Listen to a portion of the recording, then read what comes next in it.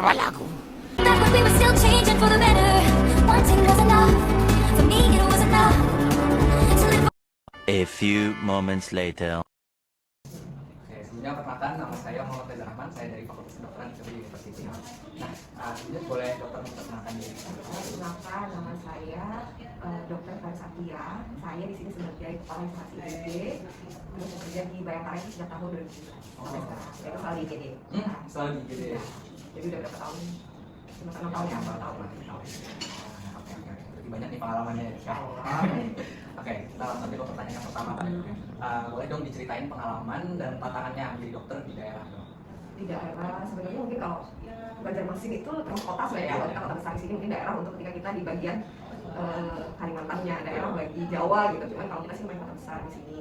Kalau di Bayangkara sendiri sih kalau untuk tantangannya itu lebih ke gimana kita meyakinkan masyarakat gitu bahwa yang kita layani itu bukan cuma Polri dan keluarga, tapi juga keluarga besar semua masyarakat yang ada di Banjarmasin dan secara umum yang ada di Kalsel gitu. Jadi kita pun sekarang menjadi salah satu pusat rujukan untuk rumah sakit di daerah atau polisi-polisi daerah. Misalnya polisi di daerah Manabai ya, gitu misalnya.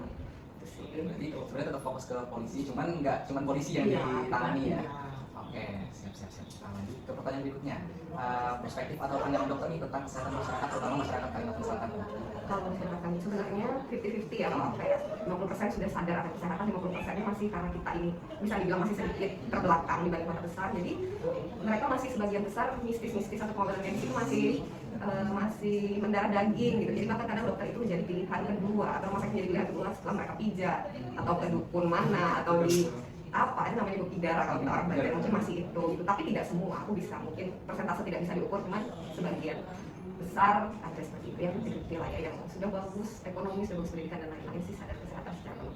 Oke, berarti sebenarnya masih banyak juga yang masih percaya yang hal-hal Iya. yang sebenarnya enggak. Berapa lagi ilmu medis kita? Saya lanjutkan ke pertanyaan berikutnya. Nah, kan kita ada tuh tantangan tadi ya, belum bisa meyakinkan 100% lah kepada masyarakat. Jadi kan dari dokter sendiri ada nggak sih solusinya gitu untuk mengatasi hal tersebut? Nah, kita di Polri ya, karena rumah sakit Bayangkara ini berbasis kepolisian dan kita itu tidak bisa lepas juga dari kepolisian. Saya rasa polisi sudah bekerja sangat keras gitu untuk mendekatkan diri kepada masyarakat, salah satunya dari kesehatan ini mereka bisa mendekatkan diri gitu. Yang kita lakukan nih yang real, kita rutin baksos. Kira-kira sebulan itu 2-3 kali di daerah-daerah yang memang padat gitu, misalnya di daerah pasar, di panti asuhan, yang tersebar di seluruh pasar. Terjauh kemarin kita bagi tolong kepada suatan gratis, bakti sosial, pembagian biskuit pada anak-anak stunting dan lain-lain. Jadi kita mengenai stuntingnya pengobatan gratis, sunatan massal. Bahkan kalau ada event besar gitu, sampai kita datang untuk bedah untuk yang buang kutil, buang apa sih, septis itu tumor yang kecil, ipom itu kita lakukan rutin. Nah itu salah satunya menunjukkan bahwa kita real gitu, medis itu ada di antara kalian, tidak harus kalian yang tidak tahu kita bisa datangkan. Dan dilakukan polisi. Dan ada program rutinan kan? Program rutin sudah setahun terakhir kita jalankan 2022 dari gitu. Ini lanjut lagi 2023, 2024, 2025. Oke, soalnya kedepannya tetap ya, kita ada semuanya.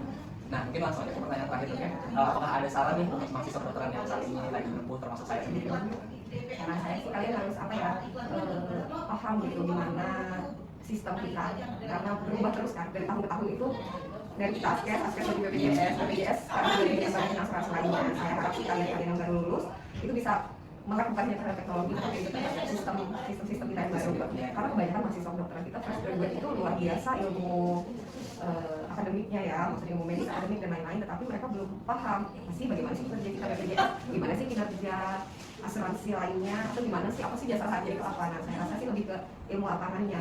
Kalau untuk ilmu medisnya fresh graduate saya rasa sudah sangat bagus. Mungkin tadi itu pertanyaan penutup ya. Mungkin sekian dari saya. Terima kasih banyak dokter sudah meluangkan waktunya nih di tengah kesibukan menjadi penjaga IGD sejati ya.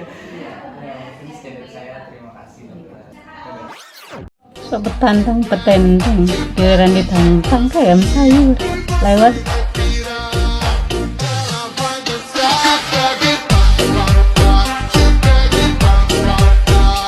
Di belakang bacotnya luar biasa.